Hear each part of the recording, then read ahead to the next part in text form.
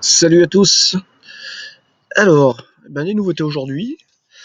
Des nouveautés parce que quelques questions et puis la proposition en commentaire de l'installation autonome de Gérard Petit. Donc suite à la dernière vidéo que j'ai faite sur l'actualité de la conversion. Alors, c'est du live, hein, voilà, one shoot. De la transition énergétique et puis du photovoltaïque. Alors, Gérard m'a donné pas mal d'infos, on a discuté un peu par message interposé, et puis je vais pouvoir vous donner quelques informations complémentaires sur cette installation. Mais bon, l'objectif en fait, l'objectif ça va vraiment être que vous alliez sur la chaîne de Gérard, et puis que vous vous abonniez à sa chaîne, et que vous regardez sa vidéo où il vous parle très en détail de son installation.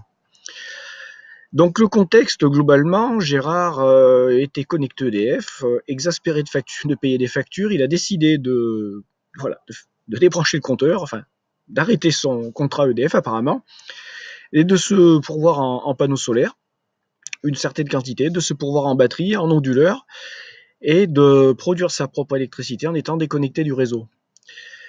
Alors vous avez à l'image la vidéo de son installation. Bon, l'image de la vidéo, on ne va pas la lancer et on va vous laisser le plaisir d'écouter Gérard décrire son installation.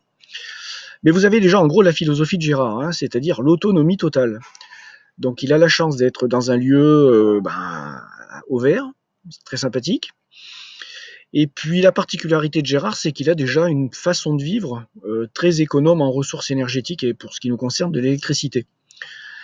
Donc pour optimiser son installation et pour ne pas perdre le bénéfice de la production photovoltaïque, Gérard a eu l'idée d'ajouter un ballon d'eau chaude qu'il va alimenter en électricité à partir donc de ces panneaux lorsqu'il y aura suffisamment de puissance et donc qu'il aura un excédent de puissance. Et la petite astuce, apparemment, il a fait comme moi, c'est d'utiliser une sonde qui va détecter l'intensité lumineuse. Et il a décrété un seuil qui devait correspondre à un niveau de production. Et à partir de ce niveau de production, il se permet d'alimenter son ballon d'eau chaude pour stocker l'énergie, mais sous forme d'eau chaude, et puis lui pour l'utiliser pour ses affaires courantes. Donc, dans le commentaire de l'installation et de la présentation de son installation, je vais vous mettre les divers échanges qu'on a eu directement. Ça, vous aurez un copier-coller dans ce descriptif de ce texte-là. Ensuite, que dire de plus si ce n'est que voilà, je vous inviterai vraiment à lire son descriptif à lui qui va être détaillé. Alors une petite chose intéressante, c'est son choix de batterie qui a été principalement orienté pour le coût des batteries. Donc j'ai fait une petite recherche sur ces batteries. Vous pourrez retrouver en gros le modèle ici, à savoir que ce sont des batteries qui ont besoin d'un certain entretien, d'un certain suivi, qui ont besoin, je dirais, d'être assez pointus au niveau de la recharge. Voilà pour la spécificité, la petite particularité de son installation. Voilà, c'est super intéressant de voir tous les choix des utilisateurs du photovoltaïque, tous ceux qui décident de se lancer dans le truc, parce qu'en fait, chacun va faire des choix qui vont être en fonction de ses impératifs, y compris de ses impératifs financiers. Là, on commence à avoir quelques installations. Je pense qu'on doit être quasiment à 5 installations avec la mienne, en exemple en vidéo. Et puis j'espère que ça va augmenter, pour qu'on puisse bénéficier en fait d'expérience de tout le monde de du retour. Donc l'abonnement à la chaîne de Gérard me semble impératif, puisque lui, et je lui demande, et je pense qu'il va le faire, il a prévu de le faire, c'est obligé.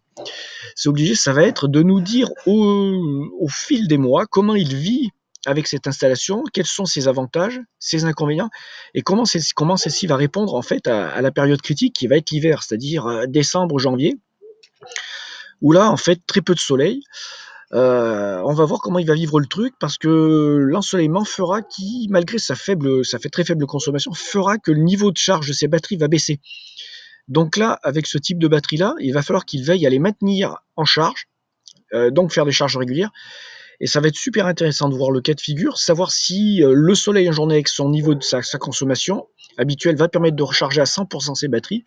Et si c'est pas le cas, comment lui va se démerder?